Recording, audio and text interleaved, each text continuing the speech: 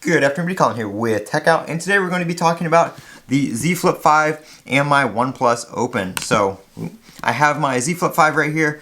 I've had this phone for a couple months. I've had this one for about 2 weeks now, coming up on 2 weeks, and I absolutely love both of these phones. There are some pluses and minuses to each one of them, but I just wanted to make a video on my two foldables, Flip and Foldable here, as I also have had the the Samsung Galaxy Z Fold 5, which was prior to both of these. But there's a couple reasons, and there's a couple things that I prefer about each one of these devices. And first off, we'll start off by talking about the Z Flip 5 here, and that is the cover display. Now, when I first got this device, the cover display was great. And now at this point, I don't want to say it's a gimmick because it is still quite useful, but I don't find myself using it as much as I did when I was still in the honeymoon period and the phone was new. It's just, I can open, let's see, we can open X and we can scroll through. We can read. It's very easy to see everything. Everything works just fine. But it's just, there's a couple things that just were not made for this small display. It's not optimized for certain applications, obviously. And just the way it works sometimes gets a little annoying. Especially on the Z Flip 5. Now, if you have something like the Moto, with the Plus, where it will run any app on the cover display, that's great. This one has to run GoodLock as a widget for the launcher. So any applications that you want to open, you can see here if I open it and then I go back, it takes me all the way back to the very first screen here. Now, I have my GoodLock application launcher right here on the very first page, so that's not a huge deal. But if you have it, 3 or 4 pages over, it's going to be quite annoying going back and scrolling back over every time you want to switch applications. So I do wish that they would have like the home page and stuff like that, to where when you go home, there's no app switcher or anything like that. So it's really made to, run one app and be done. It's not really something that you're going to be using long term and going back and forth between different applications. So if you're going to want to multitask and stuff like that, you're definitely going to want to open up the phone, which not a big deal. And we'll get into that here in a minute with some other stuff when you've opened the phone, closed the phone, that kind of stuff. But this is my home screen right here on the cover display. I do wish you could customize this a little bit more than you can. Really, the only customization that you have is the widget kind of thing down here, which all that does is really take you to that widget page. You can have different ones down here, like the GoodLock thing. You can have it go to like a quick dialer to call somebody. Weather, which I don't have because the weather's right there above it. But I do wish you could customize these little panels individually and just, add a little bit more customization to that. But you can't. You have to choose between different presets. Like as you can see here, we have this one with the digital time, the date, notifications, and the weather, as opposed to the one right here with the analog clock, notifications, and the weather, and then the date is over here. So you can't move any of those things around or anything like that, which I just find a little bit annoying. I wish you could change those around and customize those. So, can't do that. If you unlock the phone right here, the cool thing about this is when you unlock the phone, face unlock and the fingerprint sensor do both work for the cover screen unlock, which is nice. Another thing about the cover screen is the always on display is themed based on what cover screen you have selected, so you can't set that independently. Like what displays down here and how the clock displays, that is all taken from whatever cover screen you have set. So go back here and unlock it. One nice thing is if you unlock it on the cover screen to check something, of course you can go over here and you have your notifications. Once it's unlocked, you can set up all the the privacy stuff for that, whether they show when the phone is locked or unlocked. So if we leave it locked right here, I don't have any of these on like a privacy mode, so they still show either way. But you can do that per app on a per app basis, or for everything, depending on how you have that set up. If you unlock on the cover screen and then you open the phone up, you can see it remains unlocked, which is very nice. If you, like I said, if you unlock it to check something on the cover screen and then you want to open it up to continue, it's already unlocked, ready to go. You don't have to do that twice, which is very nice. And then we have the internal display here. Again, a very nice display. I did change the screen protector out on this and put the Whitestone Dome UTG Janus screen protector in here. So this is the ultra thin glass screen protector. It does feel a lot better. It's a lot smoother and more glass-like feeling than just your standard Samsung screen protector that comes on it. I do find that it does not show as many fingerprints, or they're not as easily seen as something like the more plasticky Samsung screen protector that comes pre-installed, it doesn't get gunked up as easy in my opinion, which is very nice. And like I said, it just feels better in my opinion. So we have all my applications here, just your standard Android stuff. Standard Android home screen setup on this, nothing crazy, because it does only have one home screen. It's not like the Fold where you have your cover screen and your interior screen with two different setups. So that is basically that on the Z Flip 5. And one thing I wish is it would stay unlocked for a little bit when you close it if you want to continue something on the cover screen, but that is not an option here on this phone like it is on the Fold. But nice little phone, easily pocketable. Battery life is pretty good. It can get me through a day easily. No issues really there. I really like this phone for its small little form factor and size. I like carrying it around. I have an OtterBox case for this, an OtterBox Defender that has a belt clip, and it's just very nice to snap on your belt, carry around, and is a great overall little phone. Now, we got my big phone here. This is the OnePlus Open, and the reason I'm not comparing this to a Z Fold 5 is because I sold my Z Fold 5 a little while ago, a few months ago to be exact, and this is my daily driver right now. I absolutely love this phone. I like it a lot better than the Z Fold 5, and for one main reason, it is the cover display.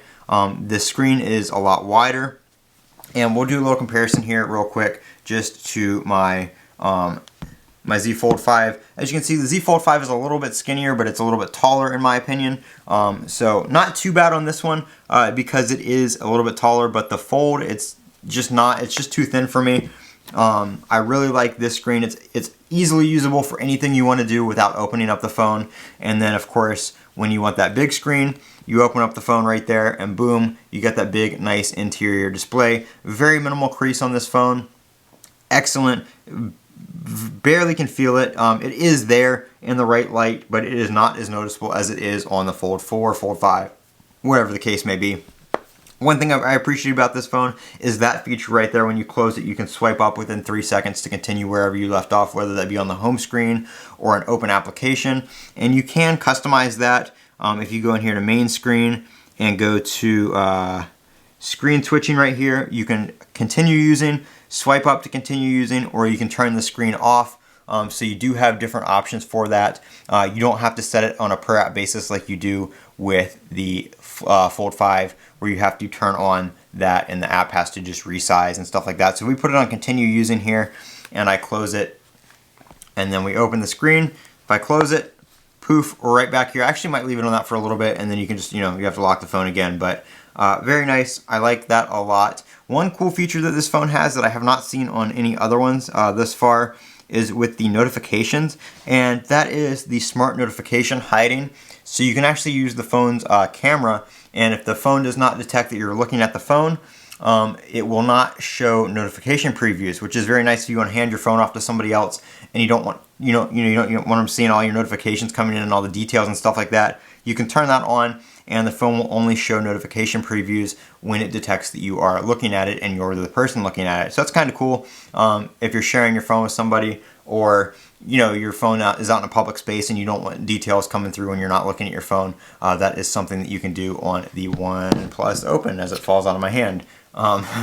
There we go. But another thing here, launcher, custom icons. As you can see here, you can do those right here on the launcher, which you can't do on the Samsung. You do have to use Good Lock for the Samsung, and the notifications are not dynamic, so they don't update on the fly.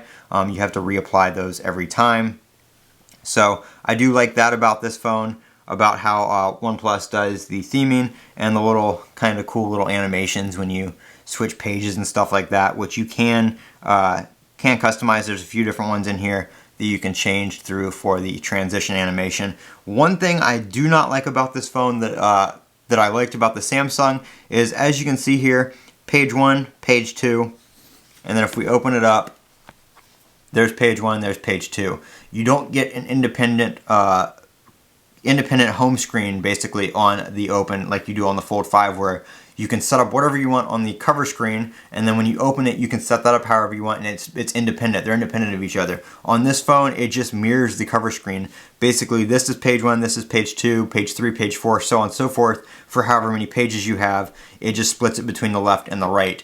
You can't customize that independently, which isn't a big deal for the applications, but I did like to have other custom widgets and stuff like that on the interior screen that I didn't have on the exterior screen on my Fold 5. And on the Fold 5, I had it set up to basically just one page of applications that I would commonly use with the phone closed, you know, like texting, calling, settings, stuff like that. Stuff that I wouldn't open the phone up to use, you know, hardly ever. And then I would have the applications like YouTube, Twitter, Reddit, all that kind of stuff that I would open the phone up to use on the inside. Whereas this phone, they just all have to be right there. You can't set those up independently of each other, which I'm kind of used to now. It's not a huge deal. But that also does mean that the dock down here is not independent, which on the Fold 5 you could have a few more applications on the dock. I don't remember exactly how many it is, but this one you can only have 4. So they share, again, they share the 4 that are down here on the outside screen. You know, they're right there. And then you get a little most recent like files thing, and then you have your full app drawer right here. So you've got that app drawer, and then you've got your regular app drawer right here. Obviously, this app drawer can be accessed from other applications. So if you're in an application, you can use this app drawer to either open up another application, or if you want to switch between something, you can do that. You can take this application right here, and you can drag it over. Maybe. I thought you could. I know you can. There we go. You can drag it over, and you can do your split view like that. So there's your split view. This phone does support a few different ways of doing split view. So you can do this one right here. If you have an application, which I don't really know of one that doesn't necessarily work. Let me see if I can get another one here. Open up this one. Okay, so you can do like three applications here, and you can kind of shift between them. So there you go. If the application doesn't support the thin split view like this, it will run as a full window and then kind of hide your other application over here, and you can tap over to it. So that does work as well. But most applications are pretty good with supporting the larger screen. I really haven't found anything that doesn't. Even the YouTube Studio app on here doesn't have to resize, and it's able to transition to the smaller screen without having to resize. On the Fold 4, Fold 5, when I had it, it would have to resize and restart the application. And I think that may have been because of the smaller cover screen. It was kind of running just something specific to that cover screen. But I think because this screen is larger, a lot of the native apps just support it as they would on a regular candy bar style phone. So there's not too much going on between shifting screens. So that is basically the software there. I really like the software on the OnePlus Open. It does have a few features that I like about it over the Fold 5. It does have a few things that I don't like about it from the Fold 5. But overall, I really, really like this phone. It feels like a solid device.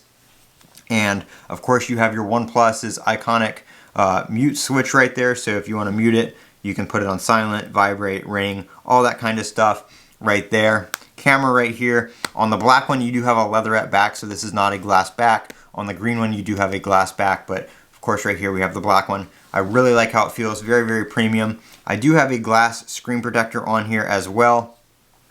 Right there, so you can see it's kind of fingerprinted up. It does come with a plastic one pre-installed, but I did install a glass one there. And then the inside is just how we would have it from factory with the screen protector on there, which very nice screen protector on the inside. They did have a little, it's not really a coating, but it's more of a kind of a matte, not like a matte feeling. It's still smooth, it's still very crystal clear, but it just does not reflect light as much. Obviously that light is reflecting because it's bright, but you can't see the camera or anything in it like you can. Let me see here if we can even do it with this phone, because it's kind of the same material. But as you can see there, you can kind of see the camera being reflected, whereas this one, you really can't. So this one is a lot less more anti-reflective properties on this one than the Samsung's, and overall it just does not show as much fingerprints and grime and all that kind of stuff like my Fold 5 did. So really, really, really like this phone. Very premium. Haven't had any issues with it in the first 2 weeks, so hopefully that will continue. I know there's some people out there that are having screen issues and stuff like that, but so far mine has been extremely solid. So I'll keep you guys up to date on that, but that's just kind of my my Z Flip 5 versus my OnePlus Open. Little comparison right here. I know I've been rambling on, but if you've made it this far, thank you guys for watching. I will leave a link to this phone down in the description. It currently is still on sale on Amazon for $14.99, I believe. But of course, that may change depending on when you're watching this video. But do check that link for the current price. And if you're looking to pick one of these up, if you use that link, or if you click that link and then buy something else on Amazon, it does support the channel and helps me out greatly to continue on these videos. I'm Colin with Techout. Don't forget to comment, rate, and subscribe. And as always, have a great day.